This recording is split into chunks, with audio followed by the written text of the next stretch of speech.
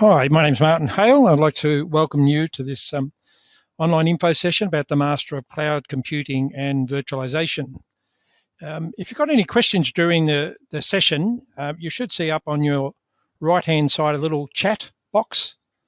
We've got a couple of people standing by, and rather than me stopping the presentation and trying to answer questions, which may or may not be of interest to other people, you can just type in your question there and either Chantal or Neil will answer your questions.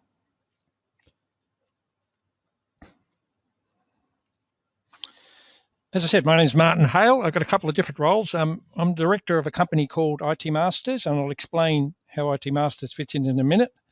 And I'm also an adjunct senior lecturer at Sturt University. Just in the picture there, I'm the one on the left there, not so handsome one in the suit. And that picture was actually from the first joint graduation with Sturt University and IT Masters.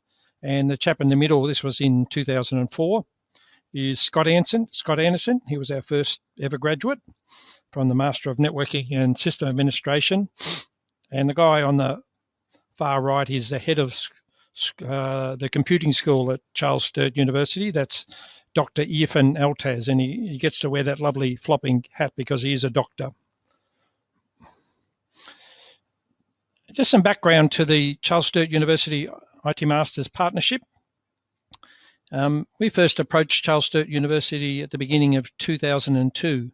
And before that time, IT industry certifications, such as the MCSE and the Cisco Certified Network Administrator, were separate from university qualifications. There were some institutions doing some short courses in that area, but they weren't part of the overall curriculum. And what we approached Sturt with was the concept of actually integrating IT industry certification and later on project management certifications within a university qualification. We launched in November 2002 with a lot of help from Microsoft because the first Master of Networking and System Administration had the Microsoft MCSE certification embedded within it. So they were pretty excited about it. And just under half of the actual master degree was built around studying for that certification. And so what we launched was where it was actually integrated within the master degree. It wasn't an add-on. You certainly could do it separately and get credit for it, and a lot of people still do. But if you didn't have the industry certification already and you decided to do this master's, you actually studied for your industry certification as you completed your master degree. So top of a two-in-one thing is that when you graduated with a master's, you're also ready for your industry certifications. I mentioned before, I'm also director at IT Masters. So IT Masters have got three roles. We develop and deliver the industry certification subjects. You'll see half of these masters has subjects built around industry certification. We also market the masters on behalf of the university. That's what I'm doing here. And the third part, which part I enjoy the most, is we also research and identify opportunities to expand the range of masters, and that's exactly what this presentation's about. Some senior members of our alumni approached us and said, you really need to be doing something in the cloud area. And that was about 2.5 years ago. We started investigating it. As usual, we ran our industry advisory committees and talked to people, investigated. And the result of all that work and investigation is this master's that we're going to have a look at tonight. Just a final then, before we actually look at the master's itself, is that the actual concept of integrating industry certifications within a university qualification has been extremely successful. When we first approached Sturt, they were pretty small in the area of postgraduate IT at university. In 2009, we became market leaders, and since then we've continued to stretch. And today, really, Sturt dominates the field of IT postgraduate at university. And when I say part-time, these are industry professionals studying part-time. They're not people going to full-time study. Certainly, your industry professionals don't have time to do that. certainly can't just take a couple of years off and go and do their master degree in the classroom. So these are all online part-time students, and all of the just under 1,000 students we've got in total. So it says 650 there, but there's also all the IT management students and project management that are not included. They're all studying part-time. They're all industry professionals. Okay, just what we're going to talk about. I've just got the background stuff out of the way. We'll have a look at tonight. We'll have a look at that agenda there. The one you're probably most interested in is number 2. What's the course structure? We'll have a good look at that, how it's put together, what subjects we've come up. We think it's pretty exciting, but you'll be the final judge of that. And number 5 probably is most people want to get to straight away was what's it going to cost and how am I going to pay for it? And we'll have a look at that as well. But just the cloud, look, if you don't know this, you're probably not in IT and probably not anywhere else in business for that matter. There's been an absolute stampede into the cloud. It's becoming all pervasive in IT. And the quote I love, which was from the Semantic CEO recently at a presentation based on their estimates. On the 29th of June, at that time, very early in the morning, if you're up, over 50% of IT workload will be done in the cloud. So that's the tipping point of, at least in that category, of work in the cloud. So no one, our alumni, is really knocking on our door and saying, well, you need to be offering something around the cloud. What are the top cloud jobs? And by the way, one of the biggest issues with the cloud, what they see coming is going to be a shortage of qualified people. Obviously, cloud architecture, we've got a whole full subject on cloud architecture. And I just, and the second one, which is, DevOps engineers work in all sorts of areas, but they're particularly prevalent in the cloud. And if you look at that chart on the right-hand side from Indeed, who are like the Seek of the world, I suppose you'd call them, coming out of the USA, very large recruitment company, that shows the number of Docker container growth in number of jobs being advertised, and it's just gone, as of January 2015, gone through the roof. It again shows the demand for skills in those areas. And while I was looking them up on Indeed, I actually did a search and looked up in the USA cloud architect. I put that in, and it showed there was 26,000 vacancies, and their average pay 119K US, obviously. And I looked up DevOps engineers, and not as big, but still very large, over 12,000 vacancies, and their average wage is 123,000. And if you're sitting there and you're in system administration or network administration and you're saying, oh, well, there's my job gone, it's all going into the cloud. Well, that's absolutely not true. There's always going to be network managers and system administrators.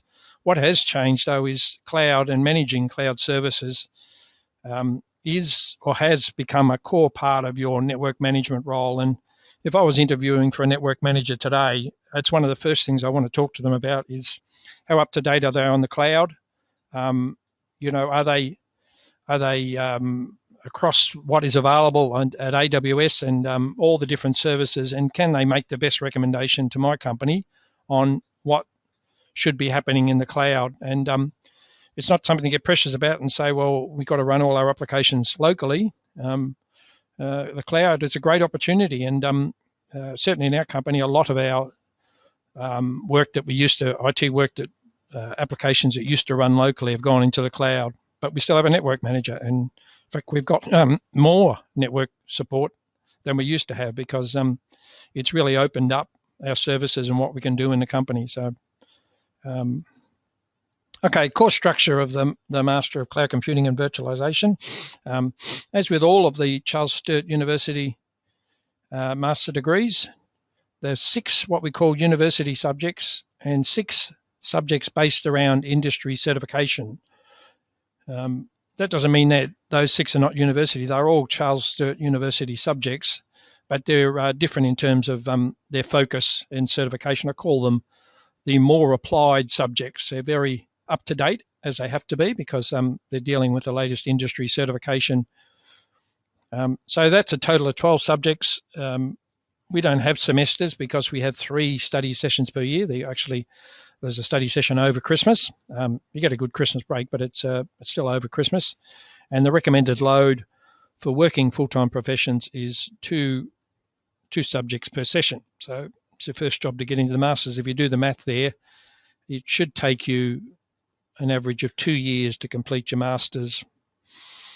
That's a bit short in actually what happens. They take it on average about 2.5. It's pretty unusual for people not to have to drop back to one subject or even no subjects, just take a session off because of workload or personal stuff happening on the home front. All right, what subjects have we got? These are the core subjects. Remember I said there's 12? Well, there's 7 core subjects out of those 12. And not surprisingly, they've got a lot to do with cloud computing and virtualization. And not saying that totally as a joke, because it's one of the things you always should check at doing a uni degree is to make sure there is a lot of subjects focused on the actual what you want to learn. What's in the title of the Masters is not always the case, but here we've got a number of cloud subjects and virtualization subjects. We're going to have a look at a couple of subjects in a little bit more detail. The architecting cloud solutions and I can't remember the other one. We'll look at it in a minute. There's just a couple down the bottom. We've got one on security, and absolutely, we always got to have security in any IT we do. And that final one is what's called a capstone in university speak. It's generally the last subject you do. It's a mini research subject, and it's pretty open-ended. You could, for instance, study cloud computing adoption at your company, for instance, as part of your mini research. And its purpose is, firstly, to give you a taste of what research is like and how it's done, especially in the university context. And also, in case you ever wanted to go on and do your doctorate, that'll give you a taste and a feel for it as well. But again, very applied. You're encouraged, and in fact, we really want you to study something in your workplace as part of that mini research subject at the end. But again, that's right at the end. You certainly wouldn't do it early. So there's 7 subjects. How do we make up the other 5? Well, there's 2 pools of electives here. There's this one here, what we call the academic pool of electives. These are the Charles Sturt University subjects. So you get to pick 2 from there. Some great subjects there. Software-defined networking would be of interest to a lot of people. Even if you're going to go down the DevOps type field, programming principles is definitely worth a look at. You might be pretty good at scripting already, but, get the real rigor of programming. It'll be a good subject to look at. And over on the right hand, we've got the industry electives. These are jointly presented with IT Masters. All the industry subjects are delivered by generally our alumni, but they're all industry-based professionals delivering part-time. They're delivering at night. I don't know how they get the time, but they're working in the industry during the day. As I said, we'll have a look at a couple of the subjects in a little bit more detail. First one I'll have a look at is the ITE 531, Architecting Cloud Solutions. And this is one of the what we call industry-based subjects.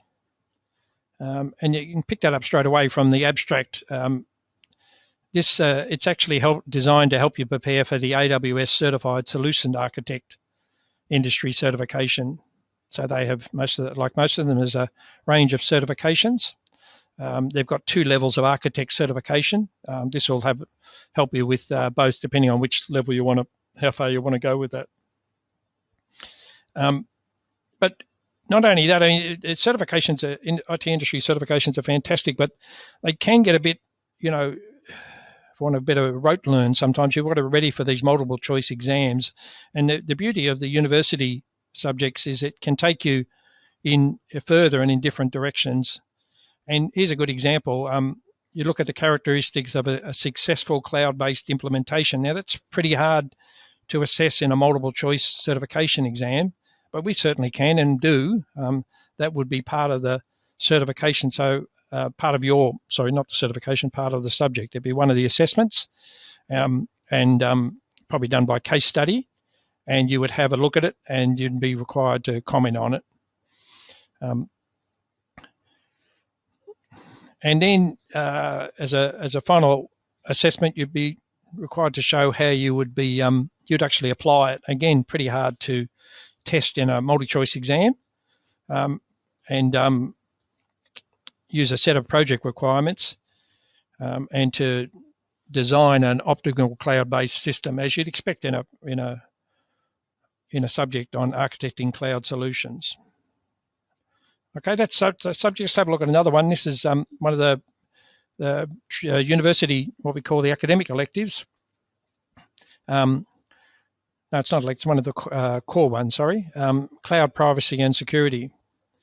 And you'll see this is not as applied, but still incredibly valuable. And so many people at the end of their masters at graduation say, I always ask them what's their favourite subject, and it's so often the university subjects, and so often on things they weren't strong in the past and never thought they would like. And this is a good example. You'd have a look at, you evaluate risk management, requirements for a cloud deployment model, and then you'd present a series of proposed security controls, and then develop and present a cloud governance framework. So lots of research there, if you want a better word, looking up and then presenting in your assignments on how you would cover those type of areas.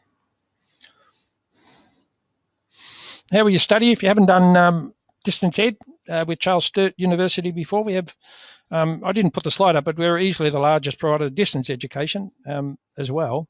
And one of the reasons is this model that we have. We've been doing distance ed, we believe, for over 50 years. It was all paper-based then, but we've certainly evolved and got over 30,000 distance ed students. So very comprehensive distance ed model built around all of those elements on the outside there. I mean, the lecture is critical. The forum is critical. This is where you talk to your peers, discuss what's being taught, and discuss your experiences at work and that type of thing. And that all sits in a very sophisticated learning management system called Interact, which is like a folder for the whole lot. How much work is it going to be? Well, it depends incredibly on your experience level. So this is a master's for industry professionals. We don't have people that are just out of school on it. They would struggle. There's a lot of assumed knowledge in the subjects, especially the later ones. So it depends on your experience level. Obviously, if you've got a lot of experience in architecting AWS solutions, you're not going to have too much trouble with that subject I mentioned. Or you mightn't even do the subject at all and get credit for it. You can do that by doing the certification and picking up credit. But with what the guide we got to give you is 6 to 12 hours per subject per week. It's probably a bit on the high side, but from talking to graduates, they say 6 to 8, maybe 10 hours. A lot of them have a model, seems to work well, is 1 or 2 nights a week and an occasional day on the weekend. So if you're doing 2 subjects, that's a fair load, obviously. But again, people seem to cope with it pretty well. They all tell you the same thing, and it was the same with my studies, is the hardest subject you'll do is the first one. You just got to get into the study mode, and once you have, it gets easier as you go along. But look, if it's all too much, especially at the beginning, it's definitely okay to drop back to one subject or take leave. You've got a thing called census, which is 4 weeks into the session, and all you have to do is advise us and say, look, this is all getting too much. I need to take a break. Or as often happens, people drop back to one subject, especially early on as they go through. If the master's looks a bit much for you, we have a thing called a graduate certificate. It's a bit like in the certifications, they have different levels. Well, we have different levels as well. And the base level of a master's is a graduate certificate. And you can actually do this graduate certificate, or there's some other ones you can do with the same subjects. So, but if you do This one you do 2 university, 2 industry certifications. That's only 4 subjects instead of 12. And in theory, you'd be finished in 2 sessions, which is only 8 months. So it's a good one to start with. But it's still a fully accredited postgraduate qualification. The good news is if you then decide to go on and do your Masters, and we certainly hope you do, or you come back later on to do your Masters, you would get full credit for all of those subjects. And as I said, you could be graduating in only 8 months. Very good way to start. I know you probably haven't heard of the graduate certificate before, but it is an excellent way to put your toe in the water and get started with your Masters. What's it cost? $3,150 per subject. You pay that at the beginning of each study session. So if you're doing 2 subjects, you'd pay double that at the beginning. It should be tax deductible. If it's applicable to your work, you need to talk to your tax accountant. But just be careful. There are a lot of them, tax accountants thinks it's not, because it's, once you say university, they think you're doing a bachelor's degree and getting HECS government funding, HECS funding, which case it is not. But this is definitely tax deductible if it's applicable to your work or your future career for that matter. Includes everything. Textbooks, study guide, nothing else to buy. And don't, as I said, don't forget the census. You would get your money refunded if you pull out up to 4 weeks into the session. Okay, now the big question is how you're going to pay for your Masters. Well, if you're an Australian resident or citizen, the great alternative, or great option is fee help. This is a government study loan, which is interest-free, indexed to CPI. So it covers all of your cost because we include books and e-learning and everything else within our subject fees, and fee help covers your subject fee. It covers all of your cost. Just a word of clarity there.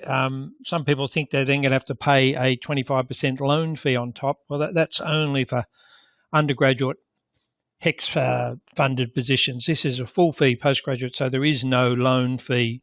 Thank God, 25% is a hell of a lot to pay. And the repayments begin at about 50, I think it's about 52 or 3 now, goes up gradually, up to a maximum of 8%. What about getting in? Well, normally only way into a university master's degree was a bachelor's degree, but that's changed over the years.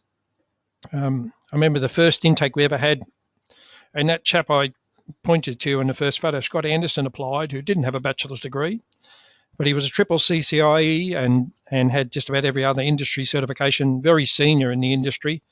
And he would have been knocked back years gone, but he gets on the basis as you on industry experience.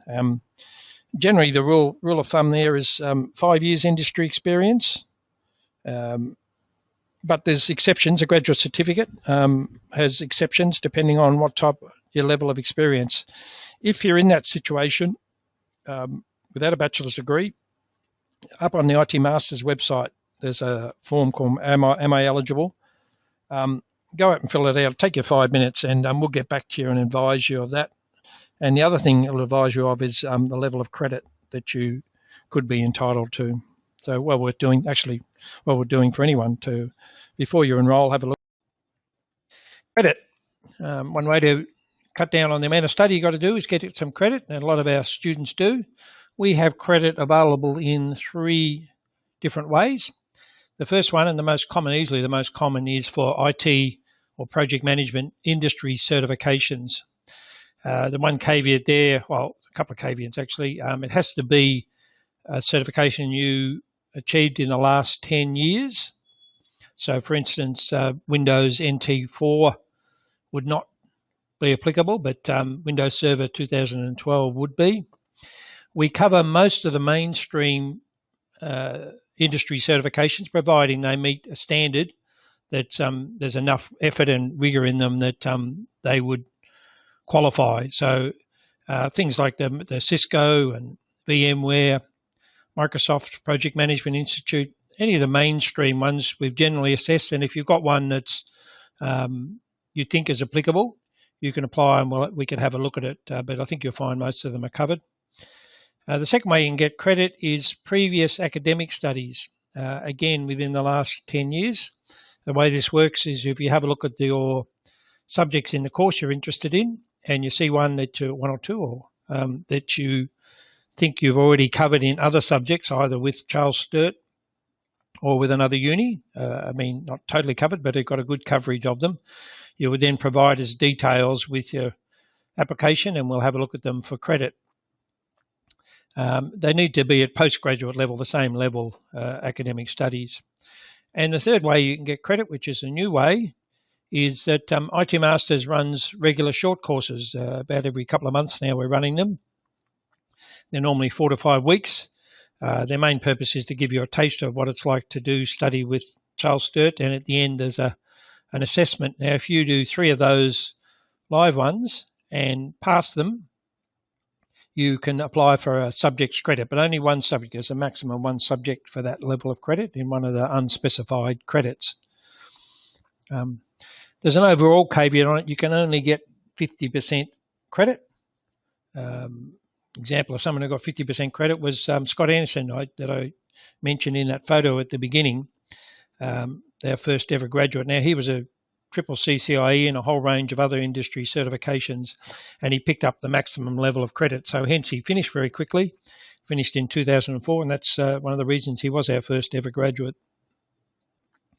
And the second part that a lot of people are not aware of is you can claim credit at any time up till graduation. You don't have to claim it all at the beginning before you enroll. And this is important. I see people holding off, and then you talk to them many years later, they're still holding off, hoping to get some other certifications done and get credit. Well, look, I suggest you start. If you're going to want to go down that path and you want to pick up some credit, maybe just do one subject at a time with the university and continue on with your studies for your industry certs. All you then need to do is, as I said, right up to graduation, is just say, look, I'd like to claim credit for this or these subjects on the way through. If you're not sure about that, or even if you are, if you think you are sure, I'd suggest you double check it and just fill out that Am I Eligible form on the IT Masters website. And we'll come back to you with a confirmation then of what credit you would be eligible for in various different areas. And also someone will have a talk to you if you can. They can give you a call as well, and you can discuss how you will get credit. When can you start? Well, you can apply now for the intake starting on the 27th of February. We'll take applications up to a couple of weeks before that date, but particularly if you don't have a bachelor's degree or you haven't been to uni for a while, I strongly suggest you think about just putting in your application now, or starting with that Am I Eligible form at least, because it can take a while to get it set up. So if you're not ready for that, we've got 3 intakes a year. And I just put this one in. You might be talking to your partner or even yourself, trying to convince yourself whether you should do this. 2 years of study, is it going to be worth it? What's in it in terms of my career and going forward? Well, been a lot in the news about the census, not for the right reason over the last few months, but the census is data from the last available data. What you have to fill out when you fill it out is you have to put in your qualification and how much money you're earning. And if we look at that, people working in IT, that's both in management and professional, by the way, the difference between the two over a 25-year career would be about $600,000. There's all sorts of discussion about why that is, and maybe they're just more motivated people because they do study and that makes them more motivated. Maybe the study has helped them a lot with their career, or maybe just having it on a resume has helped, but it's pretty irrefutable. That data is that it has a big impact on earning between non-degree particularly and those with a degree in IT. Okay, so I'll finish up with what are your outcomes? Well, if you did a master's, this master's, you would end up with a fully accredited master's level university qualification. It's fully accredited with the Australian Qualifications Framework. At the same time, you would be prepped for a range of industry certifications. Remember those subjects I mentioned? For instance, in the virtualization subject, you'd be prepared for the VMware Certified Professional, and you'd actually qualify to sit that exam as well.